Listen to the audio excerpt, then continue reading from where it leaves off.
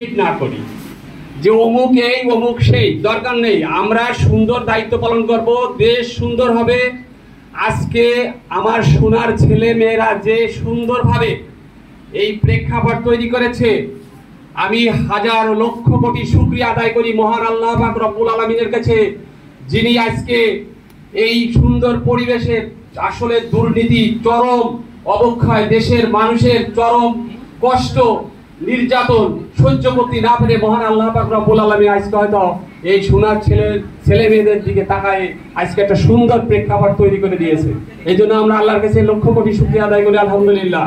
আমার সোনার ছেলে মেয়েদের প্রশংসা করে শেষ করতে পারবো না, তবে আমার একটা কথা, এই হাইলটা তোমাদের কিন্তু মজবুত করে ধরতে হবে। হাইল যেখানে ছেড়ে দেওয়া সেখানেই কিন্তু সমস্যা হয়ে যেতে পারে। এই জন্য হাইলটা এমন ভাবে ধরতে হবে, সবাই চালাক, সবাই জায়গা থেকে দায়িত্ব পালন করে যাবে, কিন্তু এই হাইল ছাড়া যাবে না। হাইল ছাড়লে আবার কিন্তু জায়গায় হয়তো গোলমাল হয়ে যেতে পারে।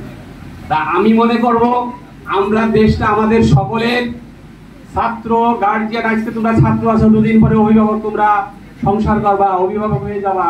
এই ছাত্র সমাজ একদিন চিরদিন থাকবে, ছাত্ররা আসবে, লেখাপড়া করবে, আবার চলে যাবে, আবার আসবে, চলবে, এভাবেই চলতে থাকবে। তরুণেরা সব সময় উদ্দীপ্ত। তরুণ সমাজই পারে একমাত্র সোনার পথ দেখাতে, তারাই পারে। এটা ইতিহাস রচনা হয়েছে এমন ভাবে যে আজকে বাংলাদেশে কোন রাজনৈতিক দল, আমি কারোকে উল্লেখ করে বলবো না, কেউ হয়তো আমাকে বলতে পারে যে অমুক খারাপ, তুমি, আমি সেই দিকে যাবো না, সেই আলোচনা নেবো না, কেউ পারে নাই। এই প্রেক্ষাপট তৈরি করতে সকলে ব্যর্থ হয়েছে, কিন্তু আমার সোনার ছেলেমেয়েরা এই প্রেক্ষাপট তৈরি করতে পেরেছে। মানুষের আজকে দ্রব্যমূল্য পিঠের দেয়ালে পিঠ থেকে গেছে। দুর্নীতিতে, দেশের দুর্নীতিতে মানুষ চরম ভাবে লাঞ্ছিত হয়েছে। একটা চাকরি নিতে গেলে, একটা চাকরি পেতে গেলে, সেখানে যে ছেলেরা ভার্সিটিতে পাশ করে লেখাপড়া করে আসে, তাদের তো চাকরি দেওয়ার জন্য আবার নতুন করে ঘুষ দেওয়ার কথা না। তাদেরকে চাকরি দিতে গেলে আবার নতুন করে ঘুষ দিতে হয়, তাদের সেখানে যেও কম্পিটিশন করতে হয়।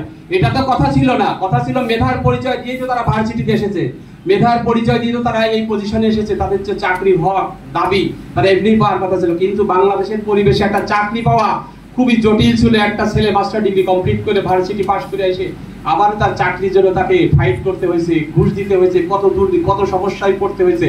তা আমি মনে করি আমার সোনার ছেলেরা যে ভিড় তৈরি করেছে, এই যেন দেশে কোনো বিশেষ করে কোনো বৈষম্য যে কত আছে বাবারা, তোমাদের বলে শেষ করতে পারবো না। প্রতিটা সেক্টরে, আমি নিজেও বৈষম্যের শিকার, আমি আজকে মানে বলবো কি, প্রতিটা সেক্টরে বৈষম্য আর দুর্নীতিতে ভরা।